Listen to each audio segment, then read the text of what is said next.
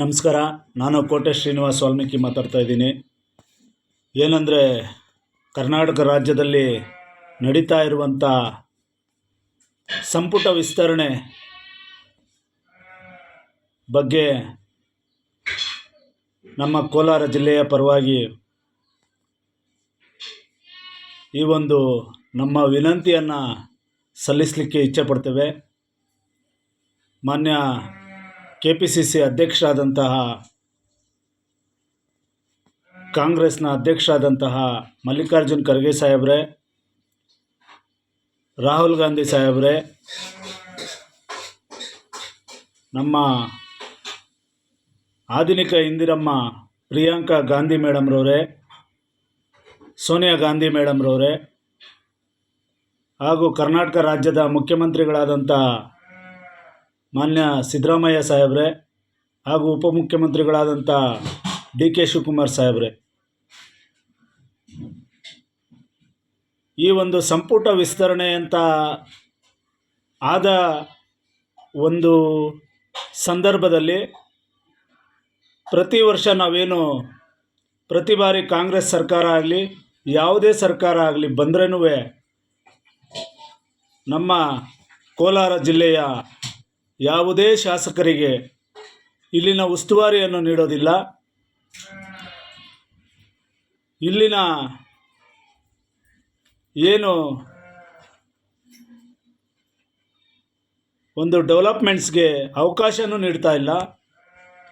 ಆದ್ದರಿಂದ ಮಾನ್ಯ ಮಲ್ಲಿಕಾರ್ಜುನ್ ಖರ್ಗೆ ಸಾಹೇಬ್ರೆ ಹಾಗೂ ರಾಜ್ಯದ ಮುಖ್ಯಮಂತ್ರಿಗಳಾದಂಥ ಸಿದ್ದರಾಮಯ್ಯ ಸಾಹೇಬ್ರೆ ಹಾಗೂ ಉಪಮುಖ್ಯಮಂತ್ರಿಗಳಾದಂಥ DK ಶಿವಕುಮಾರ್ ಸಾಹೇಬ್ರೆ,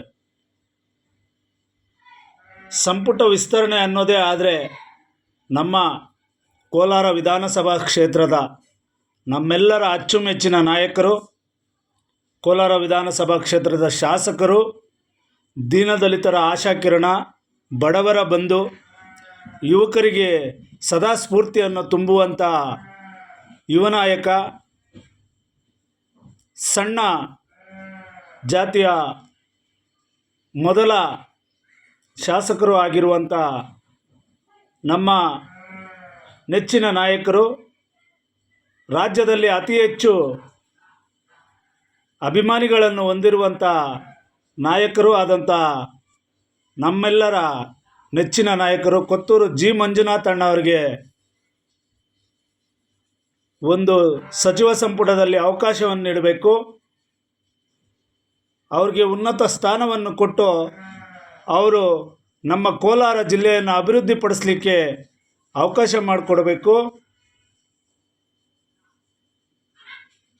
ಮಾನ್ಯ ಮುಖ್ಯಮಂತ್ರಿಗಳಿಗೆ ಈಗಾಗಲೇ ನಮ್ಮ ಕೋಲಾರ ಜಿಲ್ಲೆಯ ಬಗ್ಗೆ ಒಂದು ಒಲವಿದೆ. ಆ ಒಲವು ಕೋಲಾರ ಜಿಲ್ಲೆ ಏನು ರಾಜ್ಯದ ರಾಜಧಾನಿಗೆ ಕೂಗಳತೆಯ ದೂರದಲ್ಲಿದೆ. ಆ ರಾಜಧಾನಿಗೆ ಸಮೀಪವಿರುವ ನಮ್ಮ ಕೋಲಾರ ಜಿಲ್ಲೆಯನ್ನು ಅಭಿವೃದ್ಧಿಪಡಿಸಬೇಕಾದ್ರೆ ಅದಕ್ಕೆ ಏಕೈಕ ಸೂಕ್ತ ವ್ಯಕ್ತಿ ಅಂದರೆ ನಮ್ಮ ಕೊತ್ತೂರು G. ಮಂಜುನಾಥ್ ಅಣ್ಣವರು.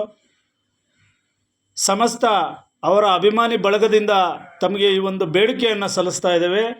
ದಯಮಾಡಿ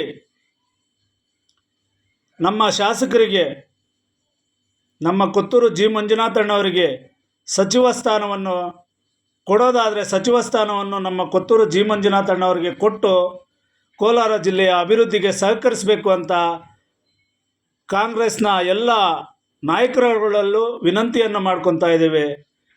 ಜೈ ಕಾಂಗ್ರೆಸ್, ಜೈ ಹಿಂದ್.